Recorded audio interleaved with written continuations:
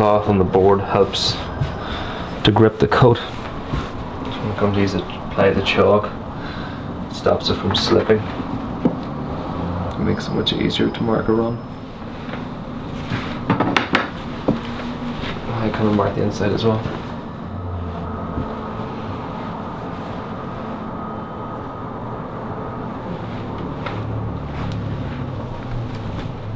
Start with the right forepart.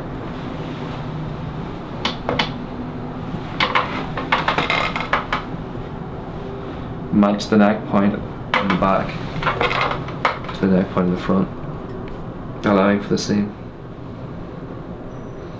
As we baste it in here, we're going to baste in some fullness. It's a little tricky to keep this straight because we've got inlay on both sides. You have to assess how much you think you can get in without putting in too much or too little. So the first baste is a longer baste, just to distribute the fullness where I think I'm going to need it. So after I've joined my shoulder and distributed my fullness, before I press anything, I put my hand into it here and keep it short, so where it would be on the shoulder, and drop my hand in, and I see how the seam comes around. I'm looking to see if there's any puckering in here. It's nice and flat, and it looks like a lot of fullness in there, but that will all shrink away and be very easily distributed.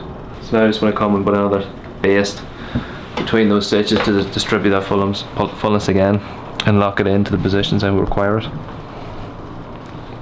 Now, is all this basting definitely going to be ripped and smoothed out? I mean, or what if you get it right? Like, no, it'll definitely be ripped and smoothed out. It has to be the forepart. There's so many more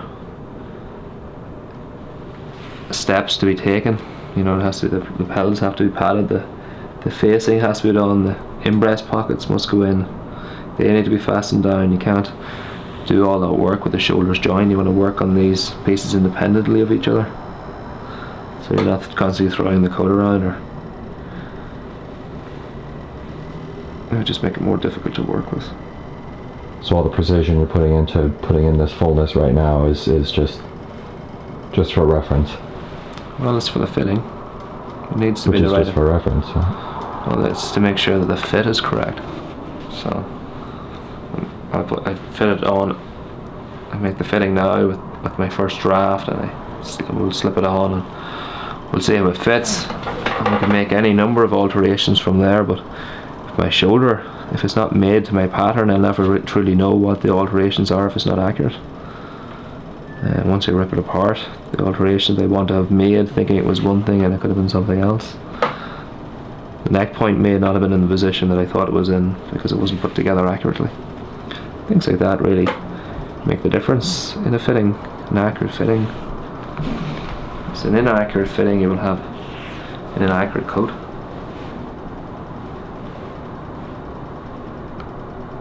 It's very hard to predict how the fitting was put together when it's been ripped apart.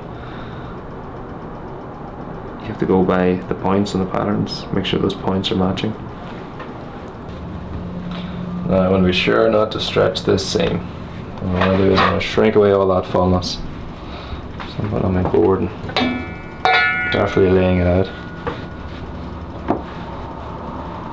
I also don't want to press any plates into it.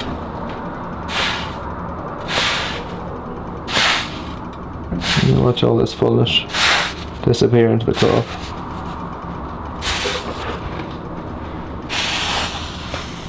It's not gone completely, it's still in there.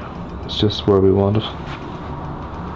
Trap between the stitches, pushing its length out into the blade region.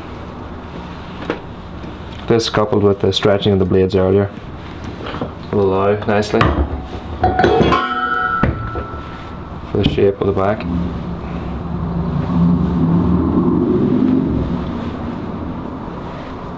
You notice that most of the fullness is right up here, the top 2/3 of the shoulder. The last third of the shoulder only has a little bit of ease in it. I don't put any fullness there because it doesn't require it at the end of the shoulder, and the shoulder is quite bony, so if the fullness was left there, you would see it develop a bubble at the end of your seam. little length of cloth that isn't required. Now that we've shrunk out our fullness, we now open the seam up. Again, we want to be careful how we do this. We have to imagine how we want our shoulder seam to sit. We want it to curve around, so we press it the way we want it to lay on the wearer.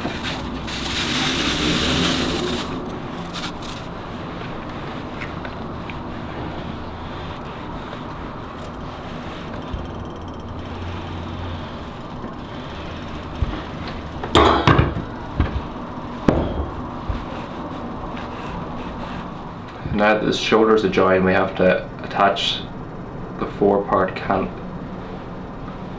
through the shoulder to the canvas. Make sure it doesn't slip. And we're butting the shoulder pads and joining this even. And you can see this way the seam's coming around here, that's what we want. And make sure this cloth doesn't move away from the canvas. Going down here like that to allow ourselves to get in here to put in the sleeve.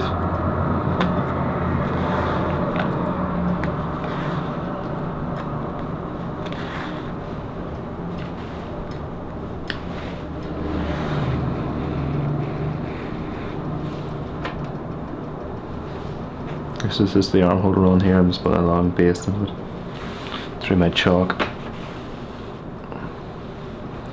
A cloth like this, the chalk will fall out of it, so I want to be sure to have this running baste in here,